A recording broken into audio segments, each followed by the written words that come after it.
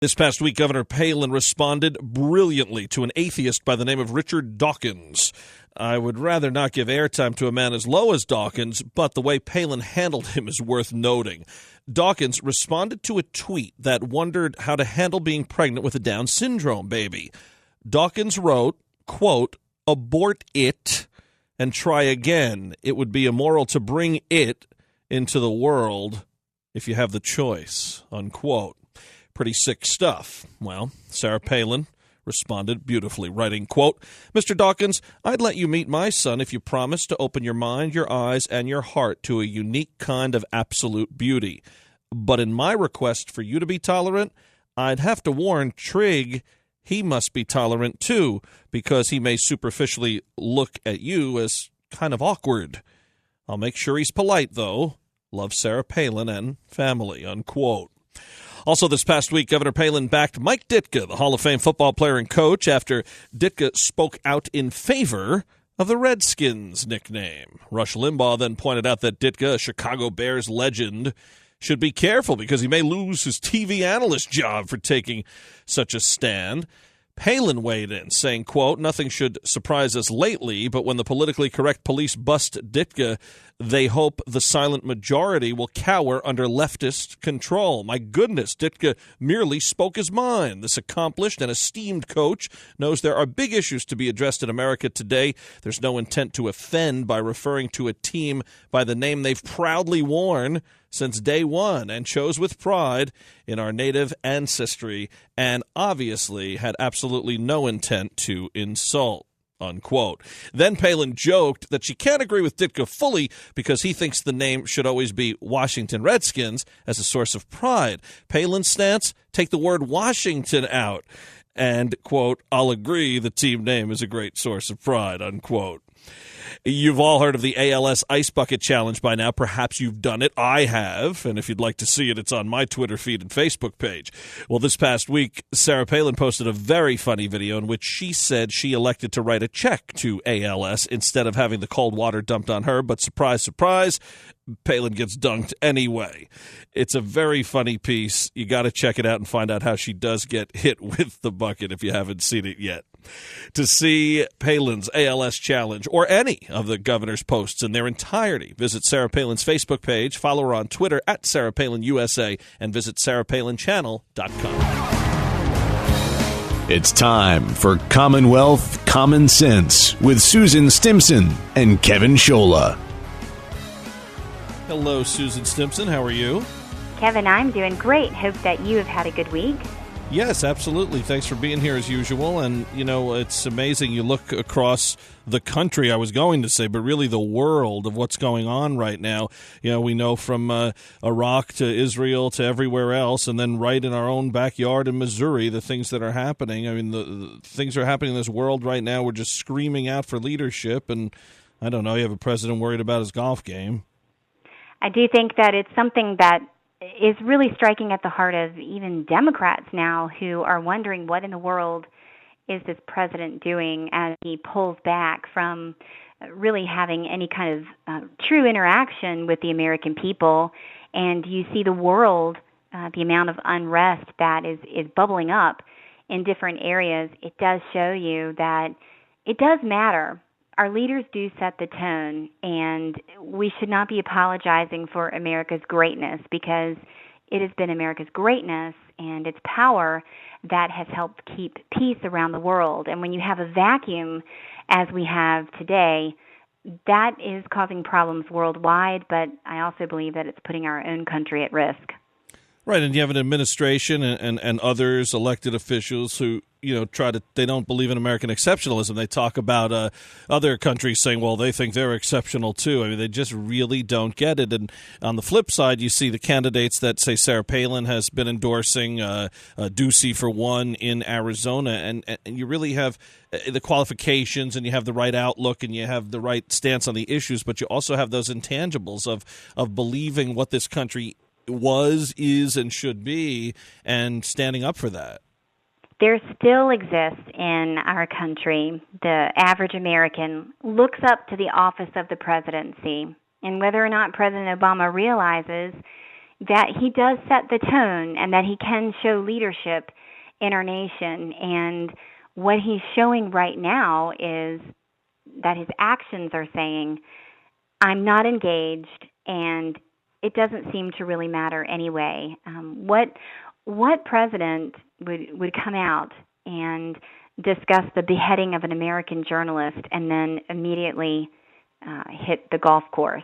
And it's not just one time that he's hit the golf course, but what is his leadership or lack thereof saying? And I believe it's setting the tone. I think it also does not help some of the remarks that have been made by the Attorney General Holder regarding the issue in Missouri and the racial tensions that are there.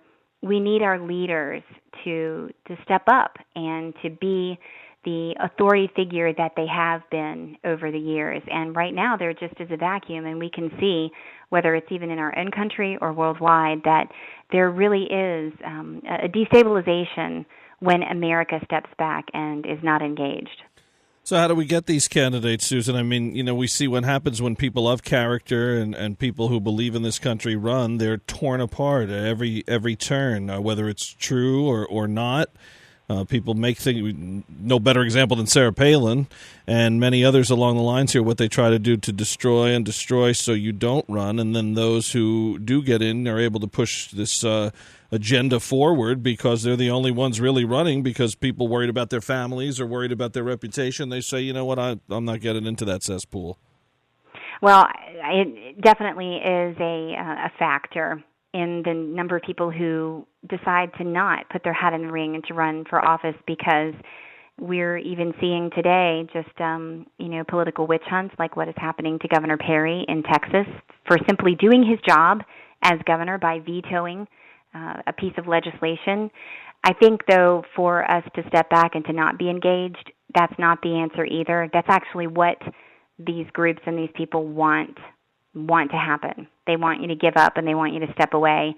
And are we ever going to have a majority? I'm not sure, but I do know that just having a few people who are willing to step up at all levels of government, that it can make a difference, whether or not that person can serve as a watchdog or as a beacon or just as what you would call a whip, just to make sure that issues that are important to the American people, that there's a transparency. And so what do? I think we're also seeing in our country, with the actions of President Obama and the disappointment in Americans in his lack of leadership, hopefully we'll see a turning to a different kind of leader.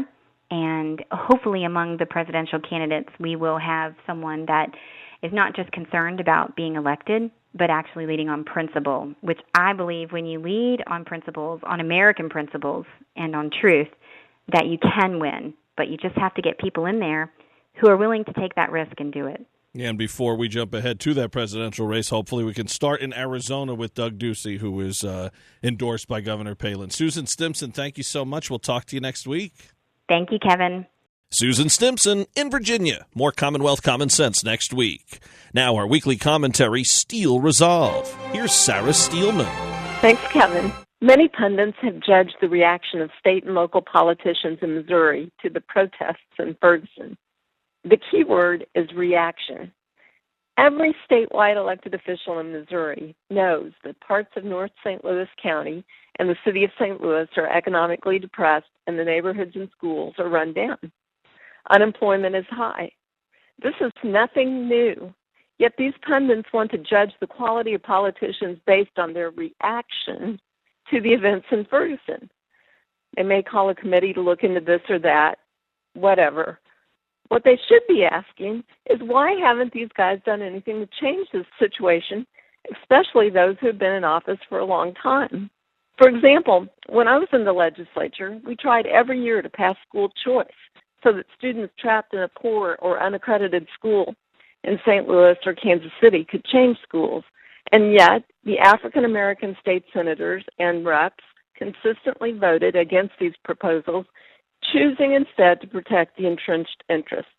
And one of the main problems facing those who are trying to lift themselves out of poverty, particularly in this area, is access to capital.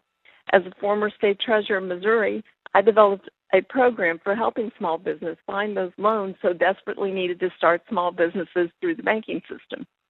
Unfortunately, many in poverty cannot get any kind of bank loan because they have no credit history or collateral. That creates a vicious circle of never being able to start your own business. Small neighborhood businesses and good schools both serve as anchors in any neighborhood.